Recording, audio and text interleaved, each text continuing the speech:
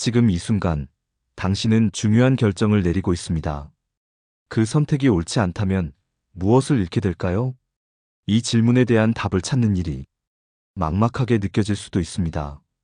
그러나 이건 우리가 매일같이 직면하는 문제이기도 하죠. 오늘 아침 당신은 무언가를 선택했고 또 포기했을 겁니다. 점심을 먹으면서도 업무를 처리하면서도 머릿속에 끊임없이 이어지는 생각들. 이 선택이 맞을까? 다른 길은 더 행복했을까? 안녕하세요, 여러분. 오늘도 마음의 무게가 한껏 느껴지는 하루를 보내셨나요? 아마 많은 분들이 공감하실 겁니다. 생각이 많고 예민한 성격으로 하루하루를 살아가며 나는 과연 행복한 삶을 살고 있는 걸까? 이 질문에 대한 답을 찾는 여정을 이어가고 계실 텐데요. 그렇다면 오늘의 이야기를 꼭 끝까지 들어주세요. 왜냐하면 오늘의 주제는 바로 생각이 많고 예민한 사람이 노후를 행복하게 사는 방법입니다. 먼저 이런 분의 이야기를 들려드릴게요.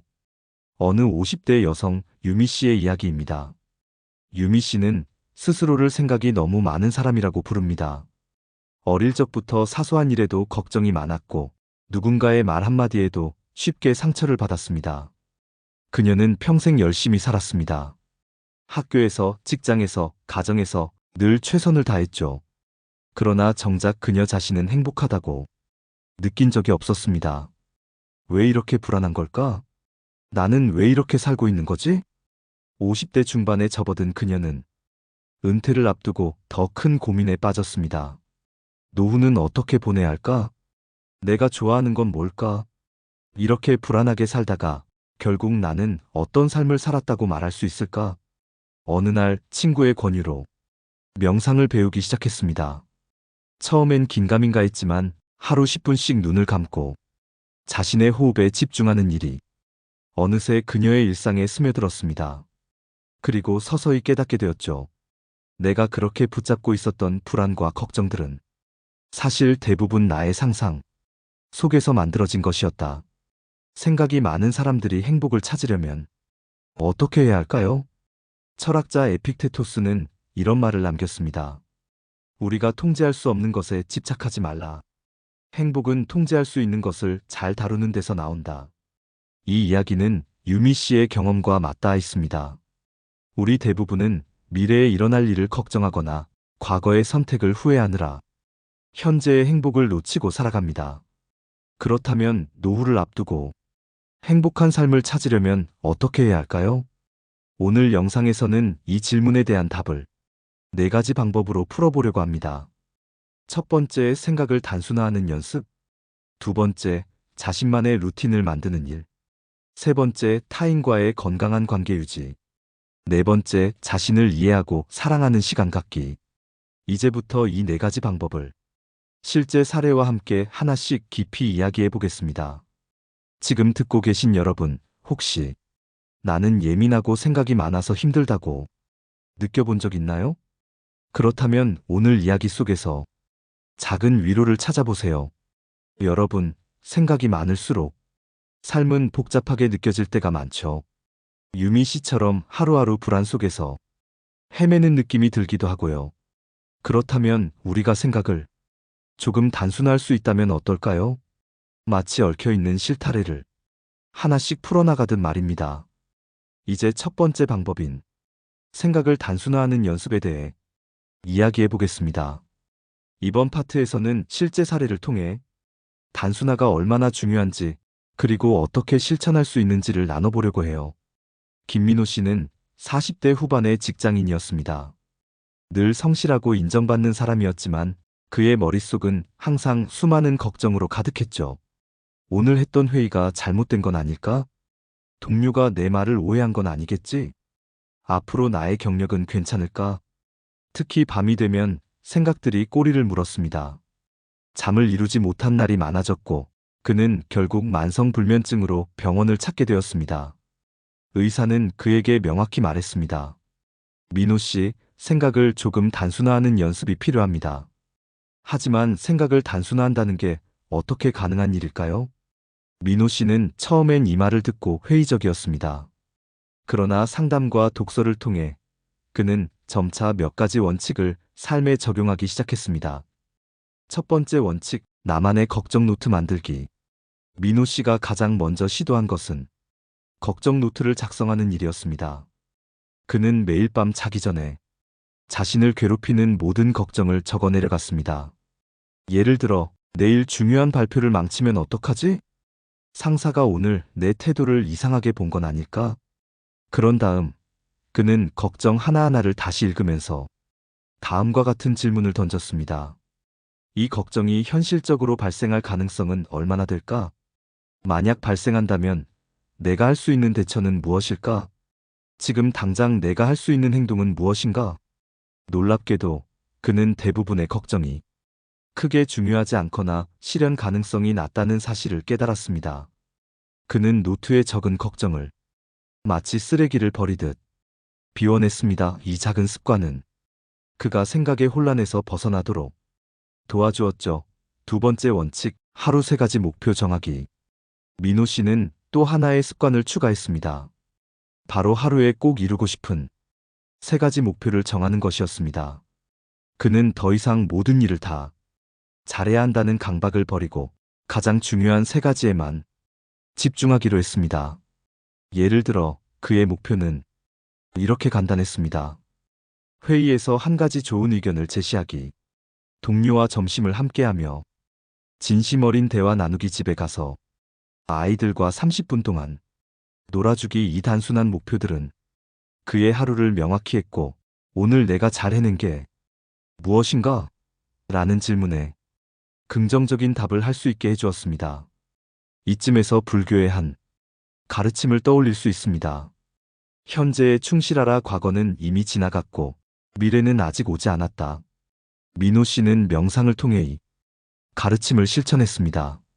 명상은 그에게 매 순간 숨 쉬는 것에 집중하며 지금 이 순간을 살아가는 법을 알려주었죠. 명상은 어려울 것 같지만 사실 1분 동안 호흡에 집중하는 것만으로도 충분합니다. 지금 여러분도 한번 시도해 보세요. 눈을 감고 깊게 숨을 들이마시고 천천히 내뱉어 보세요. 어떤 기분이 드시나요? 민호 씨는 완전히 달라진 삶을 살고 있었습니다. 그는 더 이상 자잘한 걱정에 휘둘리지 않았고 오히려 매 순간을 더 진지하게, 더 충만하게 살아가고 있었습니다. 불면증도 점차 사라졌고 그는 자신이 만든 단순한 삶 속에서 행복을 발견할 수 있었습니다. 혹시 지금 여러분도 복잡한 생각과 걱정으로 힘들어하고 계시진 않나요? 그렇다면 지금부터라도 걱정 노트를 써보거나 하루 3가지 목표를 정해보는 건 어떨까요? 아주 작은 변화가 여러분의 삶을 얼마나 단순하고 편안하게 만들 수 있는지 직접 경험해 보실 수 있을 겁니다. 우리는 생각을 단순화하는 연습을 통해 마음의 짐을 조금 덜어낼 수 있다는 이야기를 나눴습니다. 이번 파트에서는 2번째 방법, 자신만의 루틴을 만드는 법에 대해 이야기해 보려고 합니다. 혹시 이런 경험 해보신 적 있으신가요? 무언가를 반복해서 하다 보면 그 일이 우리를 안정시키고 위로해주는 순간이 찾아오곤 합니다. 이게 바로 루틴의 힘입니다. 이번에는 실제 사례와 함께 어떻게 하면 나만의 루틴을 만들고 그 루틴을 통해 행복을 느낄 수 있는지 살펴보겠습니다. 박정현 씨는 60대 초반의 은퇴자입니다. 그녀는 퇴직 후 처음엔 자유로운 시간을 만끽했습니다. 그러나 시간이 흐를수록 자신이 무기력해지는 걸 느꼈죠. 이제 내가 무엇을 해야 할지 모르겠어. 매일 늦잠을 자고 아무것도 하지 않은 채 하루를 보내는 날이 많아졌습니다. 그러다 보니 자신감도 점점 떨어졌고 심지어 우울감까지 찾아왔습니다. 어느 날 정현 씨는 우연히 들른 도서관에서 성공한 사람들의 아침 루틴에 대한 책을 읽게 되었습니다. 책에서는 이런 조언이 담겨 있었습니다. 하루의 시작은 그날의 성공을 결정짓는 열쇠다. 정현 씨는 이 말을 마음에 새기고 매일 자신만의 아침 루틴을 만들기로 결심했습니다. 루틴 만들기의 첫걸음, 작은 습관부터 시작하기. 처음에는 무리한 계획을 세우지 않았습니다. 아침에 일어나자마자 다음의 3가지를 실천하기로 했죠. 침대를 정리하기 5분 동안, 스트레칭하기 따뜻한 차 한 잔 마시며, 오늘의 계획 세우기. 처음에는 단순해 보였지만 그녀는 이 작은 변화가 주는 안정감을 느꼈습니다. 하루를 시작하며 내가 할 일을 정리하는 것만으로도 마음이 한결 차분해지고 내가 주도적으로 삶을 살아간다는 느낌이 들었어요. 몇 주가 지나고 정연 씨는 자신감을 회복하기 시작했습니다.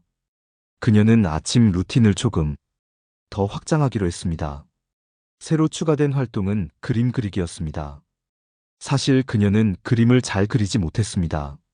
그러나 그녀는 잘하려고 하는 게 아니라 내가 즐길 수 있는 시간을 만들어 보자는 마음으로 시작했죠. 유튜브를 보며 따라 그리거나 동네 문화센터에서 진행하는 드로잉 수업에 등록하기도 했습니다. 하루 30분 동안 그림을 그리며 그녀는 자신의 마음속 깊은 곳에서 몰랐던 감정을 발견했습니다. 그림을 그리는 시간은 내가 생각을 멈추고 오직 지금에 집중할 수 있는 순간이었어요. 이건 마치 나를 위한 작은 선물이었죠. 심리학자들은 루틴이 인간에게 엄청난 심리적 안정감을 준다고 말합니다. 특히 은퇴 후나 큰 변화가 있는 시기에는 루틴이 삶의 중심을 잡아주는 역할을 하죠.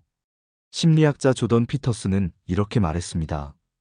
삶의 구조를 잃으면 불안과 혼란이 찾아온다. 루틴은 삶의 질서를 회복하고 안정감을 준다. 그렇다면 여러분도 루틴을 만들어 보고 싶으신가요? 여기 간단한 팁을 드릴게요. 소소한 목표부터 시작하세요. 무조건 큰 변화를 시도하려 하지 말고 5분에서 10분 정도 투자할 수 있는 작은 활동부터 시작해 보세요. 반복 가능한 행동을 선택하세요. 매일 같은 시간에 할 수 있는 일을 선택하는 것이 중요합니다. 예를 들어 아침에 스트레칭하기, 밤에 일기를 쓰는 것처럼요. 내가 좋아하는 일을 포함하세요. 루틴은 억지로 하는 것이 아닙니다. 즐거움과 보람을 느낄 수 있는 활동을 포함해야 오래 지속됩니다. 일정을 기록해 보세요. 일주일 동안 실천한 루틴을 기록하고 스스로에게 작은 보상을 주는 것도 좋습니다. 정연 씨는 몇 달간 꾸준히 루틴을 실천한 결과 완전히 다른 사람이 되었습니다. 그녀는 하루하루를 보람 있게 보내고 있었고 삶에 대한 자신감과 행복감이 다시 찾아왔죠. 그녀는 말합니다. 루틴은 나에게 하루를 선물했어요. 그전에는 무기력하게 흘려보내던 시간이었는데 이제는 내가 살아있음을 느낄 수 있는 순간들이 되었죠. 여러분은 어떤 루틴을 만들고 싶으신가요? 아침에 잠시 스트레칭을 해볼까요? 아니면 밤마다 오늘 하루를 정리하며 감사하는 시간을 가져볼까요? 작은 루틴이 여러분의 하루를 그리고 인생을 어떻게 바꿀지 상상해보세요. 이번에는 타인과의 건강한 관계를 유지하는 방법에 대해 이야기하겠습니다. 앞서 우리는 자신만의 루틴을 만들어 삶을 단순하고 행복하게 만드는 법을 이야기했었죠. 그런데 아무리 나만의 시간을 잘 관리하더라도 삶에서 빼놓을 수 없는 또 다른 요소가 있습니다. 바로 사람과의 관계입니다. 때로는 관계에서 오는 행복이 삶을 가득 채우지만 반대로 관계에서 오는 스트레스가 우리를 지치게 하기도 하죠. 특히 생각이 많고 예민한 분들은 작은 말 한마디에도 크게 영향을 받고 스스로를 탓하며 마음에 무게를 느끼는 경우가 많습니다. 이수진 씨는 50대 초반의 상담사입니다. 그녀는 많은 사람들의 이야기를 들어주며 위로와 도움을 주는 일을 하고 있었지만 정작 본인은 인간관계에서 어려움을 겪고 있었습니다. 친구의 부탁을 거절하지 못하고 가족의 문제를 해결하려다 자신이 지치기 일쑤였죠. 그녀는 스스로를 돌아보며 깨달았습니다. 나는 다른 사람들에게 너무 많이 주고 있었어. 그렇다고 나쁜 건 아니지만 내가 점점 무너지고 있다는 게 문제야. 그녀는 건강한 관계를 유지하기 위해 새로운 원칙들을 세우기 시작했습니다. 첫 번째 원칙, 경계를 설정하라. 수진 씨가 가장 먼저 한 일은 자신의 감정과 에너지를 보호하기 위해 명확한 경계를 설정하는 것이었습니다. 그녀는 우선 친구나 가족에게 자신의 한계를 솔직히 말하기 시작했습니다. 예를 들어, 미안하지만 이번 주는 내가 좀 바빠서 도움을 주기 어려울 것 같아. 이 문제는 내가 해결할 수 없는 부분인 것 같아. 처음에는 상대방이 섭섭해할까 걱정이 되었지만 오히려 대부분의 사람들은 수진 씨 솔직함을 이해하고 존중해 주었습니다. 그녀는 말합니다. 경계는 관계를 단절하는 것이 아니라 오히려 더 건강한 관계를 만드는 거더라고요. 두 번째 원칙. 공감과 자기보호의 균형. 맞추기 상담사로서 수진 씨는 늘 상대방의 감정에 공감하며 살아왔습니다. 하지만 과도한 공감은 오히려 그녀 스스로를 소진시키는 결과를 낳았습니다. 그래서 그녀는 공감과 자기 보호 사이의 균형을 찾기 시작했습니다. 상대방의 이야기를 들을 때도 그 감정을 전부 자신에게 받아들이기보다는 저 사람의 감정을 이해한다는 정도로만 공감하려고 노력했죠. 또한 상대의 문제를 해결하려는 부담을 내려놓았습니다. 나는 그 사람의 문제를 해결할 의무가 없다. 다만 그가 스스로 해결할 수 있도록 옆에서 함께 있어주는 것만으로도 충분하다. 이런 생각은 수진 씨를 훨씬 자유롭게 만들어주었고 그녀는 이제 더 많은 사람들에게 긍정적인 영향을 줄 수 있게 되었습니다.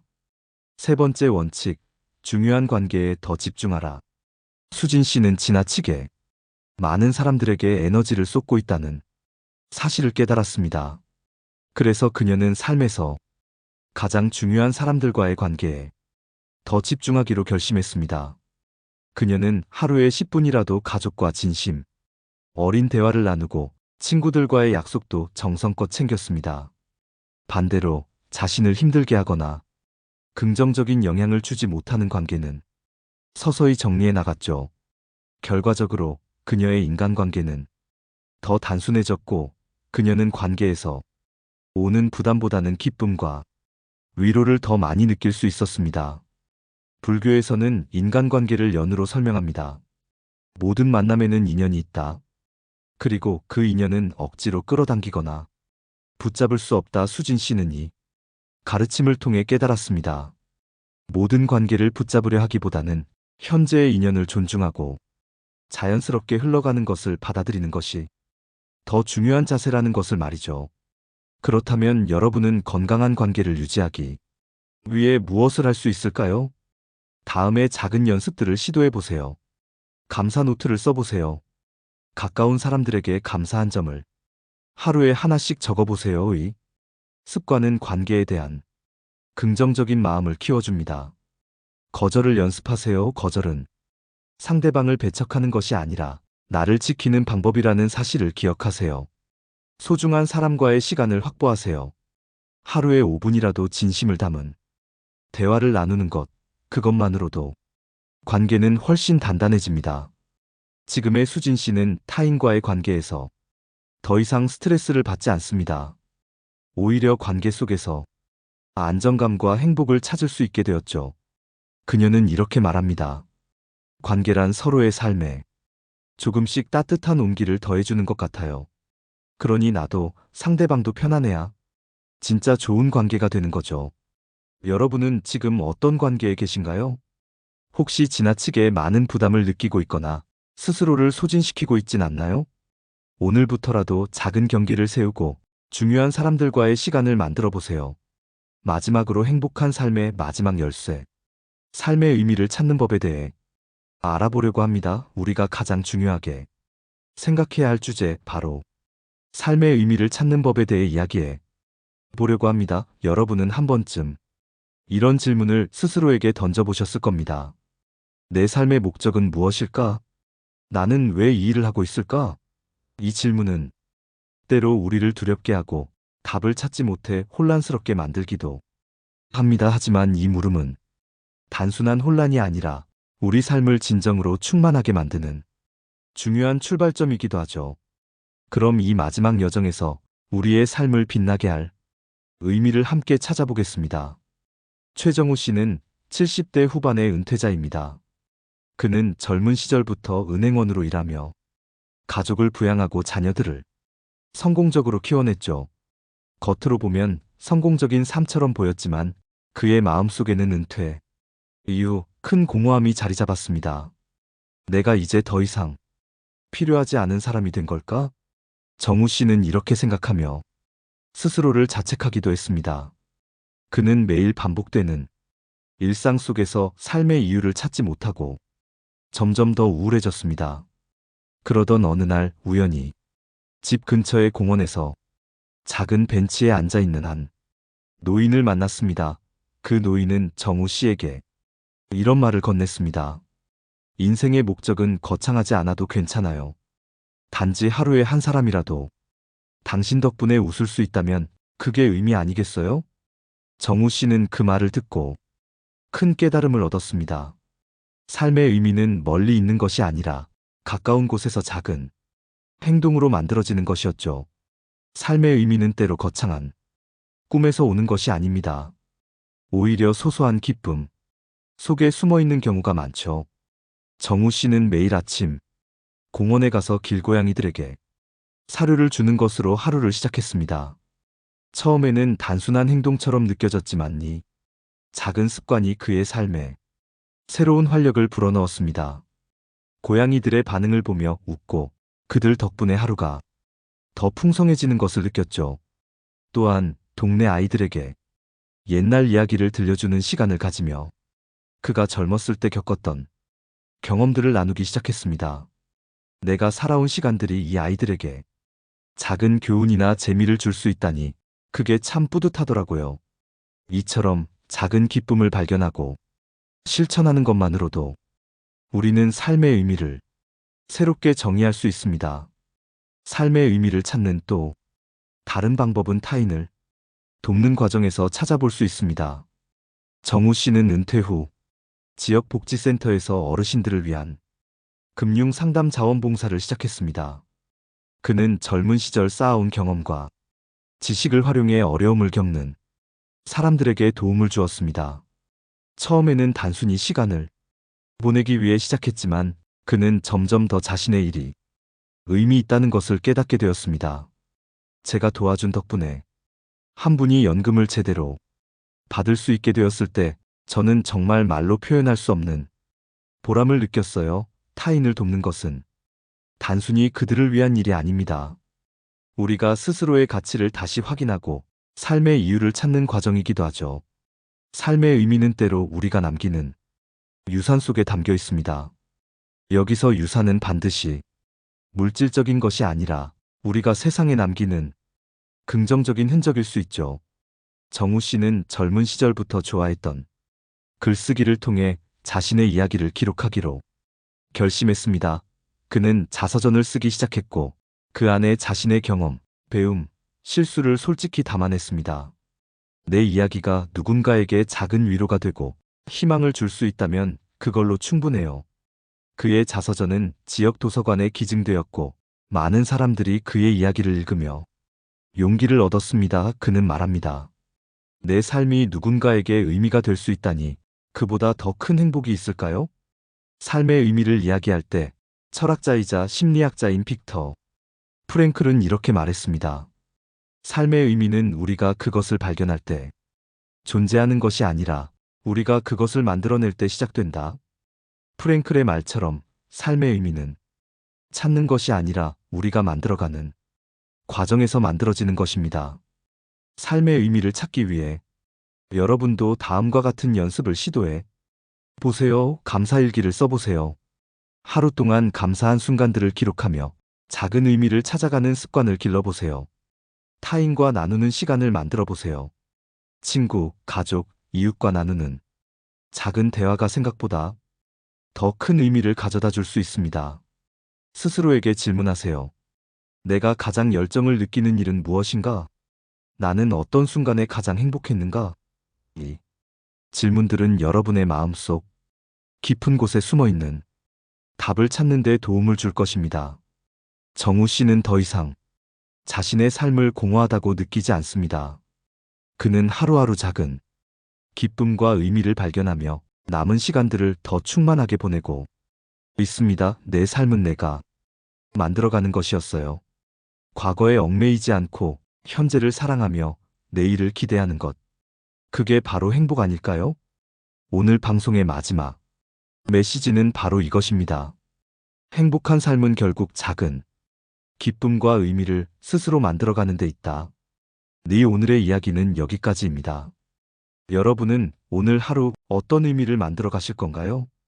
댓글로 여러분의 이야기를 나눠주세요.